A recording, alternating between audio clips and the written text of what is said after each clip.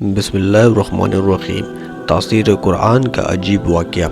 حضرت شیخ عبدالقادر جیلانی رحمۃ اللہ علیہ کا واقعہ ہے کہ وہ تشریف لے جا رہے تھے، دیکھا کہ کچھ انصار نے کچھ مسلمانوں کو پکڑ رکھا ہے اور ان کو یہ طنز و تان کر رہے ہیں کہ ہمارے گرجا اور ان کی عمارتوں کو دیکھو تو نہایت مضبوط اور مستحکم، نہ دڑاڑ نہ شگاف نہ پھٹن، اور تمہاری مسجدوں کو دیکھو تو نہایت کمزور، اور کہیں شگاف ہے تو کہیں پھٹن ہے۔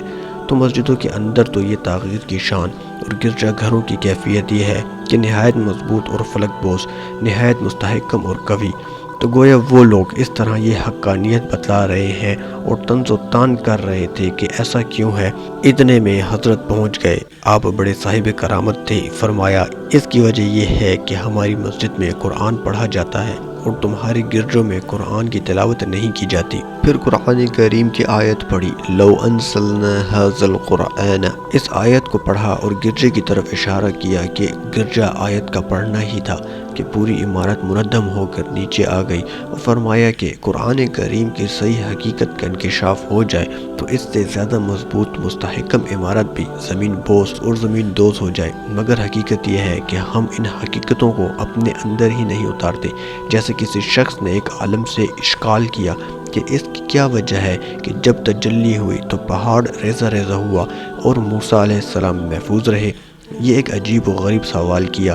انہوں نے اس کا بڑا اچھا جواب دیا۔ فرمایا کہ دیکھو، بلڈنگ پر اگر بجلی گرے تو وہ ٹکڑے ٹکڑے ہو جاتی ہے اور پھٹ جاتی ہے، مگر خاص قسم کی تار بلڈنگ پر لگا دیے جاتے ہیں کہ اگر بجلی گرے تو وہ اسے جذب کر کے زمین میں اتار دے اور اس عمارت کو محفوظ رکھے۔ تو جب تجلی ربانی ہوتی ہے تو استطاعت اور قبولیت کا ایک خاص تار اور کنیکشن موسیٰ علیہ السلام میں موجود تھا، جس کے نتیجے میں صرف بے ہوشی کی نوبت آئی۔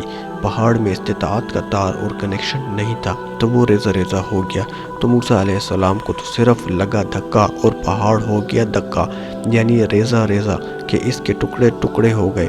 بہرحال کہنے کا منشا یہی ہے کہ قرآن کریم کی اس حقیقت کو حضرت عبدالقادر جیلانی رحمۃ اللہ علیہ نے اس طریق پر واضح فرمایا۔